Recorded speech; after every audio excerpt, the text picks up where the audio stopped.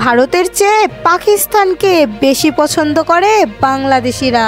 সাম্প্রতিক voice of America Bangla জরিপ উঠে এসেছে, বাংলাদেশের 59% মানুষ পাকিস্তানকে পছন্দ করে, ভারতকে পছন্দ করে 53.6%। জরিপটিতে ফলাফল থেকে দেখা যায় বাংলাদেশের ভারত ও পাকিস্তান উভয়ের একটি ইতিবাচক ভাবমূর্তি রয়েছে এবং দেশের মানুষের অন্যান্য উন্নয়ন সহযোগিতার দেশ সম্পর্কে ভালো ধারণা পোষণ করেন। অক্টোবরের 13 থেকে 27 তারিখ ভয়েস অফ আমেরিকা দেশব্যাপী এই জরিপটি করেন।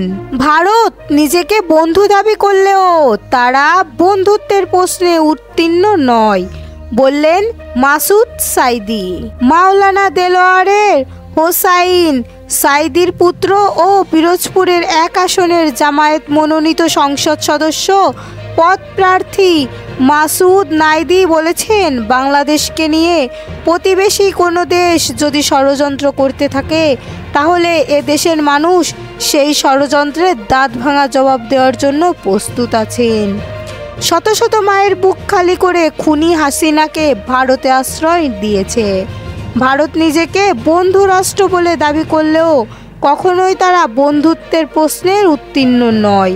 তবুও প্রতিবেশী দেশ হিসেবে ভারত বাংলাদেশের পাশে থাকবে, এটাই প্রত্যাশা করে বাংলাদেশের জনগণ। চিন্ময়ের গ্রেপ্তারে দিল্লি থেকে সব জায়গায় কান্নার রোল পড়ে গেছে বললেন রিজভী। সাবেক প্রধানমন্ত্রী শেখ হাসিনা রক্ত পিপাসু নীতির উপর ভিত্তি করে ক্ষমতা আঁকড়ে রেখেছিলেন, আর শেখ হাসিনাকে দিনে নিজেদের স্বার্থ রক্ষা করতে ভারত, সেই স্বার্থের জন্যই তারা এখন শেখ হাসিনার জন্য কুমিরের কান্না কাঁদছে, এমন মন্তব্য করেছেন বিএনপির সিনিয়র যুগ্ম মহাসচিব রুহুল কবির রিজভী। ভারত সীমান্তে ড্রোন মোতায়েনের খবরটি ভুয়া বললেন প্রধান উপদেষ্টার প্রেস ইউইং।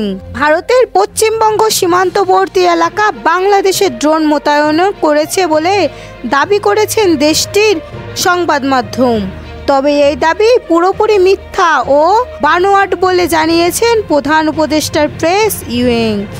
রবিবার প্রধান উপদেষ্টার প্রেস ইউইং এর ভেরিফাইড ফেসবুক পেজ থেকে এই বিষয়ে একটি পোস্ট করা হয়।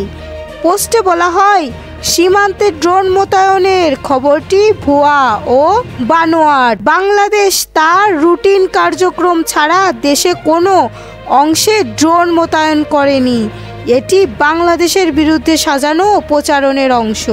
এর আগে ভারতীয় সংবাদ মাধ্যম ইন্ডিয়ায় ঢুকে দাবি করে বাংলাদেশের পশ্চিমবঙ্গ সীমান্তে তুরস্কের তৈরি বাইরাকট BD-2 ড্রোন মোতায়েন করেছে। প্রতিবেদনে বলা হয়, ভারতের সঙ্গে উত্তেজনা বৃদ্ধির কারণে এ ধরনের পদক্ষেপ নেওয়া হয়েছে। এই ড্রোন নজরদারি ও নির্ভুল হামলার জন্য ব্যবহার করা হয়, কিন্তু এ সকলই মিথ্যে। বাংলাদেশ কোনোভাবেই ভারতের পশ্চিমবঙ্গ সীমান্তে ড্রোন মোতায়েন করেনি।